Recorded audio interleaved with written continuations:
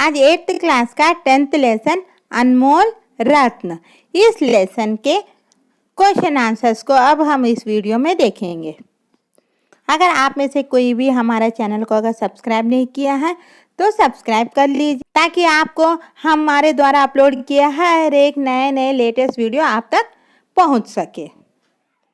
चलिए फिर स्टार्ट करते हैं हम क्वेश्चन आंसर्स को। पहला क्वेश्चन दिया है, चित्र में क्या क्या दिखाई दे रहा है। तो चलिए अब इस क्वेश्चन के आंसर्स को देखेंगे। चित्र में पाठशाला का एक कक्षा कमरा दिखाई दे रहा है। कक्षा में एक अध्यापिका, कुछ छात्र छात्राएं और श्यामपट है। श्यामपट पर एक सूक्ति लिखी हुई है। అంటే మనకి చిత్రంలో ఏమేమి కనిపిస్తున్నాయి అంటే ఒక క్లాస్ రూమ్ కనిపిస్తుంది, అందులో ఒక స్టూడెంట్స్ కనిపిస్తున్నారు, బ్లాక్ బోర్డ్ మీద ఏవో సూక్తి రాసినట్టు కనిపిస్తుంది। నెక్స్ట్ క్వశ్చన్ है, वे क्या कर रहे हैं అంటే వాళ్ళందరూ ఏం చేస్తున్నారు। అధ్యాపిక హిందీ పాఠ పढ़ा रही है అంటే టీచర్ హిందీ పాఠం చెప్తుంది। छात्रा पुस्तक देखते हुए अध्यापिका का पाठ सुन रहे हैं అంటే స్టూడెంట్స్ ఏం చేస్తున్నారు, పుస్తకం చూస్తూ టీచర్ చెప్పింది వింటున్నారు। अध्यापिका हिंदी के बारे में कुछ विषय छात्रों से पूछती है। టీచర్ హిందీ గురించి పిల్లలతోటి ఏవో అడుగుతుంది। नेक्स्ट क्वेश्चन है, श्यामपट पर लिखे सुवचन से तुम क्या समझते हो అంటే బ్లాక్ బోర్డ్ మీద ఏవో సూక్తులు ఏవో రాసున్నాయి, దాంతో మీకు ఏం అర్థమవుతుంది। श्यामपट पर हर एक अच्छी बात अमूल्य होती है అంటే బోర్డు మీద ఏం రాసుంది అంటే ప్రతి ఒక్క మంచి మాట చాలా విలువైనది అన్న సూక్తి రాసుంది। इस सुवचन से मैं समझता हूँ कि अच्छी बातें कभी हमारे भलाई के लिए होते हैं అంటే నాకేం అర్థమవుతుందంటే మంచి మాటలు ఎప్పుడు మన మంచి కోసమే ఉంటాయి। अच्छी बातों को हम हमेशा सुनते रहना और उनका पालन करना चाहिए। మంచి మాటలను మనం ఎప్పుడు వింటూనే ఉండాలి, వాటిని అనుసరిస్తూ ఉండాలి। सुनो बोलो, इसके क्वेश्चन है, फर्स्ट क्वेश्चन दिया है, पाठ में दिए गए चित्र के बारे में बातचीत करो। పుస్తకంలో మనకి చిత్రం కనిపిస్తుంది కదా, ఆ చిత్రం గురించి మాట్లాడమని చెప్తున్నారు। అంటే चित्र में तुलसीदास और रहीम प्रसिद्ध कवियों के चित्र दिए गए हैं అంటే తులసీదాసు ఇంకా రహీం గారి చిత్రాలను ఇచ్చారు। ये कवि प्राचीन काल के प्रसिद्ध कवि, వీళ్ళు ప్రాచీన కాలంలో గొప్ప పెద్ద ప్రసిద్ధమైన కవులు। పాఠ का शीर्षक तुम्हें कैसा लगा और क्यों। లెసన్ ఉంది కదా, ఆ లెసన్ ఒక టైటిల్ మీకు ఎట్లా అనిపించింది। दोहों का शीर्षक अनमोल रत्न मुझे बहुत अच्छा लगा क्योंकि प्राचीन कवियों द्वारा दिए गए नीति परक दोहे अनमोल एवं मूल्यवान हैं। టైటిల్ చాలా బాగా నచ్చింది, ఎందుకంటే ప్రాచీనమైన కవులు ఇచ్చే నీతి సూక్తులు మనకి చాలా విలువైనవి, చాలా బహుమూల్యమైనవి కాబట్టి। अभी हमने फर्स्ट क्वेश्चन और सेकंड क्वेश्चन को कंप्लीट कर दिए हैं। अभी देखते हैं पढ़ो में क्या दिया है। नीचे दिए गए वाक्यों के भाव बतलाने वाले अंश दोहे में पहचान कर उत्तर पुस्तिका में लिखिए। तो इसमें क्या बता रहा है, हमारा शरीर खेत के समान है। ये जो लाइन है आपको कौन सा पोयम में मिलेगा, फर्स्ट पोयम में मिलेगा। तो फर्स्ट पोयम के दोनों लाइन आपको क्लास वर्क में लिख लेना। और सेकंड में क्या दिया है, लाख प्रयत्न करने पर भी बात नहीं बनती। ये रहीम दास का फर्स्ट पोयम है, इसके भी जो 2 लाइन दिए हैं उसे भी आप अपने क्लास वर्क में लिख लीजिए। नेक्स्ट दिया है सेकेंड आ में, के दी गए पंक्तियों के बाद आने वाली पंक्ति लिखिए। అంటే ఏం చెప్తున్నారు, తులసి సాథి విపత్తి అంటే ఇది ఇంతవరకు ఇచ్చారు కదా మనకి, దీని తర్వాత ఏమొస్తుందో ఇది మన పద్యంలో చూసి ఇక్కడ ఫిల్ చేయాలి। ఏమొస్తుంది, తులసి సాథి విపత్తి విద్యా వినయ వివేక్ రహిమన్ హీరా కబ్ కహే, దీని తర్వాత ఏముంది పద్యంలో, लाख टका मेरा मोल, అది రాయాలి। नेक्स्ट देखते हैं लिखो बिट। इसमें क्या दिया है?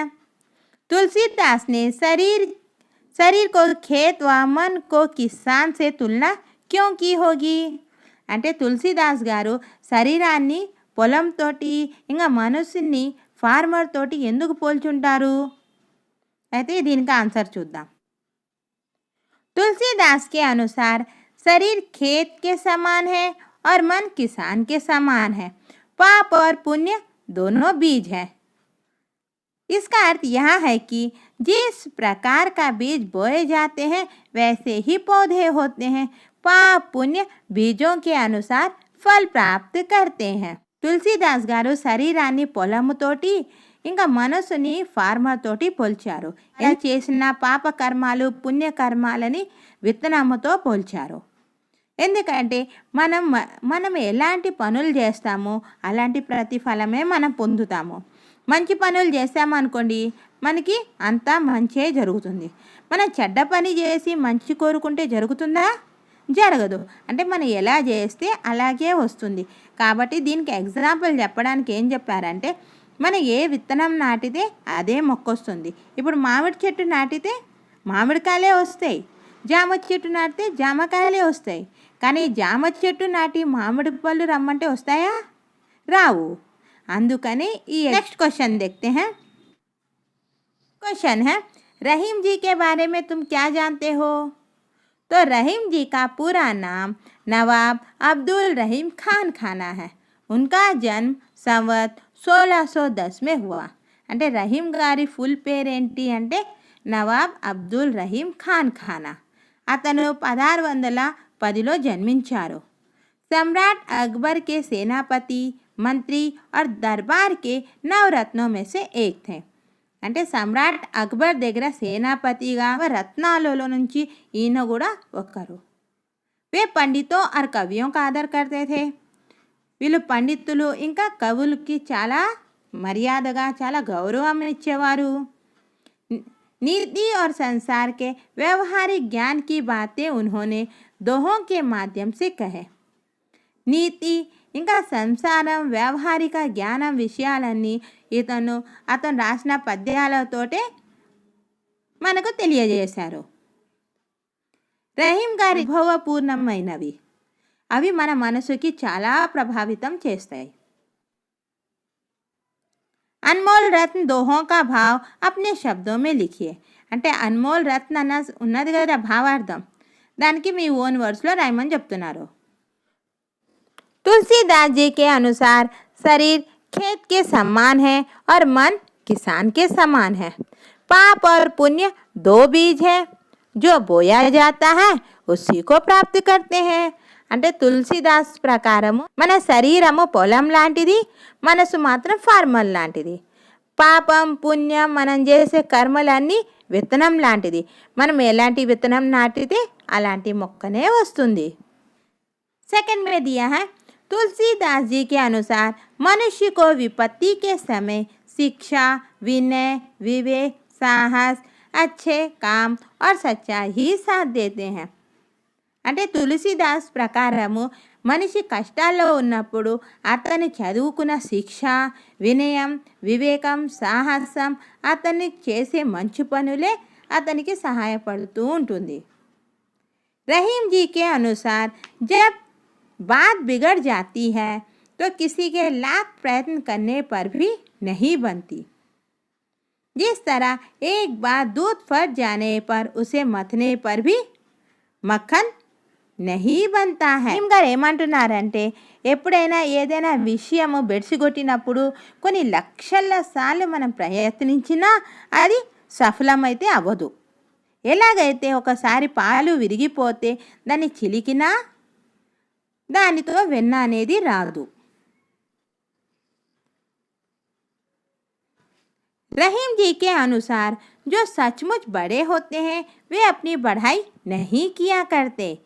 రహీం గారు ఏమంటున్నారంటే నిజంగా ఎవరైతే పెద్దరికంగా ఉంటారో వారు ఎప్పుడు కూడా తన గొప్పలు చెప్పుకోరు, పెద్ద పెద్ద మాటలు చెప్పుకోరు. बड़े बड़े बात नहीं बोलते हैं. हीरा स्वयं कभी यहाँ नहीं कहता कि उसका मोल लाख टके का है. అంటే డైమండ్ ఎప్పుడు చెప్తుందా తన వాల్యూ ఎంత ఉందో? తన వాల్యూ ఆటోమేటిక్గా అందరికీ తెలిసిపోతుంది, అది ఎన్ని లక్షలకు ఉంటుందో అని. అలాగే ఎవరైతే పెద్దవాళ్ళు పెద్దరికం చేస్తారో వాళ్ళు తన గొప్పల్ని వాళ్ళు చెప్పుకోరు. अभी हमने लिखो बिट के दोनों आंसर्स को भी कवर कर लिए हैं और ये अनमोल रत्न, ये दोहा का भाव, ये भी हो गया है। अब देखते हैं शब्द भंडार। तो इसमें क्या दिया है? दोहे में आए कुछ शब्द, नीचे दिए गए इन शब्दों से एक एक वाक्य बनाइए। అంటే ఓన్ సెంటెన్స్ రాయమని చెప్తున్నారు. तो पहला तो एक दे दिया है खेत, किसान खेत में काम करते हैं. दूसरा है विपत्ति. तो हम यहाँ कहीं क्या लिख सकते हैं? विपत्ति के समय, इस सेकंड दान की, विपत्ति के समय इसे काम करना चाहिए, बुद्धि से काम करना ఏమని రాయొచ్చు? విపత్తి కే సమయ బుద్ధి సే కామ్ కర్నా చాహియే. ఇది సెకండ్గా ఆన్సర్ అవుతుంది. నెక్స్ట్ है వినయ్. ఈ వినయ్ గురించి రాద్దాం. విద్యా సే వినయ్ మిల్తా है, విద్యా से विनय, विनय मिलता है. ఇది ఇట్లా రాయొచ్చు, విద్యా సే వినయ్ మిల్తా है. నెక్స్ట్ వన్ దూద్. ఫోర్త్ వన్ ఇచ్చాడు కదా ఇక్కడ దూద్. దీని గురించి ఏం రాయొచ్చు? दूध से घी.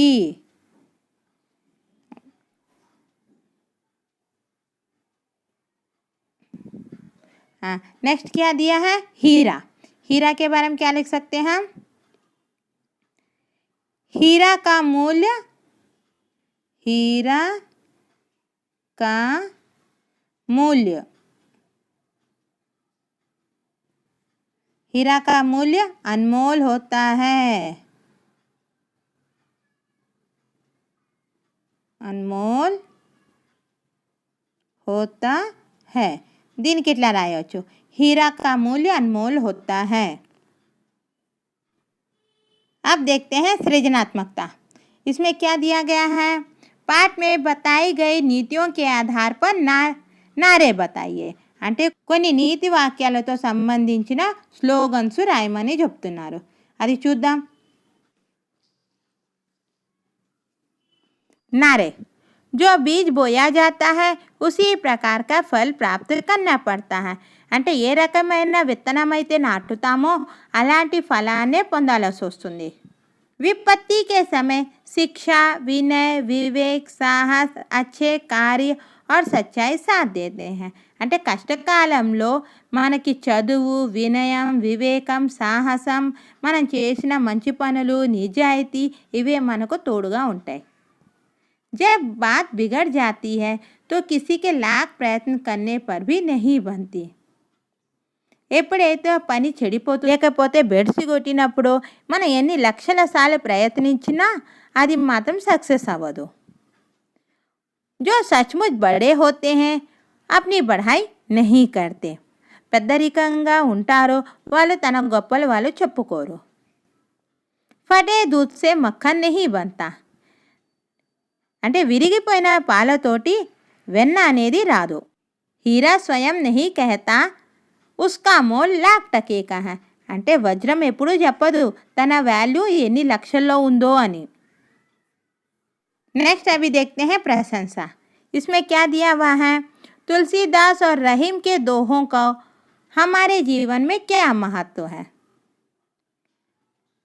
తులసీదాస్ ఇంకా రహీం గారి పద్యాలు మన లైఫ్లో ఎంత ఉపయోగకరంగా దాని మహత్వం ఎంతవరకు ఉందో అది రాయాలి. तुलसीदास और रहीम के दोहे मानव जीवन से संबंध है. అంటే తులసీదాస్ ఇంకా రహీం ఒక పద్యాలు మన మానవ లైఫ్ తోటి మన జీవితాలతోటి సంబంధించింది. उन्होंने मानव जीवन को దృష్టి में రకగా దోహే లిఖే. వాళ్ళు మానవ లైఫ్ని మానవ జీవితాన్ని దృష్టిలో పెట్టుకొని రాశారు. తులసి ने शरीर को खेत और मन को किसान की तुलना की है. అంటే తులసి గారు శరీరాన్ని పొలము ఇంకా మనసుని ఫార్మర్ తోటి పోల్చారు. उन्होंने పాप పుణ్య కో బీజ్ సమझे. అంటే అతను పాపం పుణ్యం మనం చేసే కర్మలని సీడ్స్ విత్తనంలాగా అనుకున్నారు. उनके दोहों में विपत्ति के समय साहस से रहने का संदेश देते हैं. ఆయన తన పద్యాల్లో ఏమని చెప్తున్నారంటే కష్టకాలంలో చాలా తెలివిగా సాహసంగా ఉండాలి అన్న మెసేజ్ ఇస్తున్నారు. रहीम ने बात ना बिगड़ने के लिए कहते हैं. फिर उन्होंने बताया कि बड़े लोग बढ़ाई नहीं करते हैं. बड़े लोग को रहीम ने हीरे से तुलना की है. రహీం గారు ఏమంటున్నారంటే ఎప్పుడు కూడా పనుల్ని మాటని బెడుసుగొట్టుకునేటట్టు చేసుకోవద్దు అని చెప్తున్నారు. మళ్ళీ ఏమంటున్నారంటే పెద్దవాళ్ళు తన గొప్పతనాన్ని చెప్పుకోరు. పెద్దవాళ్ళని గొప్ప చరిత్ర గల వాళ్ళని రహీం గారు డైమండ్ తోటి పోల్చారు. इसी प्रकार तुलसी और रहीम ने अपने दोहों में मानव जीवन का चित्रीकरण की है. ఈ రకంగా రహీం తులసి గారు తన పద్యాలతోటి మానవ జీవితం ఒక చిత్రణ చూపించారు. यहाँ से हमारा लेसन का एक्सप्लेनेशन पार्ट कंप्लीट हो गया है. सारे क्वेश्चन आंसर्स हो गए हैं. आपको हमारे यह लेसन कैसे लगा प्लीज़ कमेंट करके बताइए.